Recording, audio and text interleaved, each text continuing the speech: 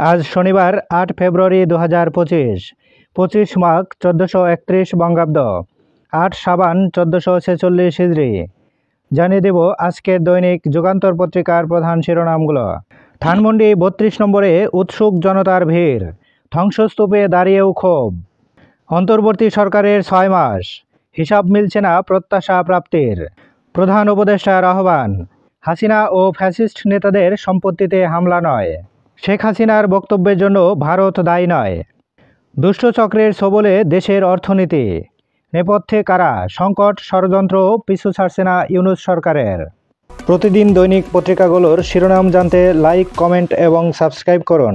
এবার শেষের পাতা। অর্থনীতিতে স্লথ গতি, টাকার চাহিদায় ভাটা, সংকট ব্যাংক ঋণে।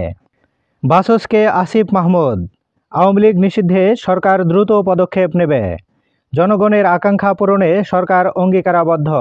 তথ্য ও সম্প্রচার উপদেষ্টা। মোজাম্মেলের বাড়ি ভাঙচুর, গাজীপুরে ছাত্র জনতার উপর হামলা, আহত ১৫। যমুনার সামনে জলকামান, প্রাথমিকে সুপারিশপ্রাপ্তদের অবস্থান কর্মসূচি। স্থায়ী কমিটির বৈঠক, বিশৃঙ্খল পরিস্থিতি সমর্থন করে না বিএনপি। অন্তর্বর্তী সরকারের ৬ মাস, প্রতিশ্রুত সহায়তা পাচ্ছে না আহত ও শহীদ পরিবার। ৩২ নম্বরের বাড়ি ৫ আগস্টেই ধূলিসাৎ করা উচিত ছিল। বিশিষ্ট ২৬ নাগরিকের বিবৃতি। ৩২ নম্বর গুড়িয়ে দেওয়ার দায় সরকার এড়াতে পারে না। জামাতে আমিরের প্রশ্ন, নারায়ণগঞ্জের গডফাদার আজ কোথায়?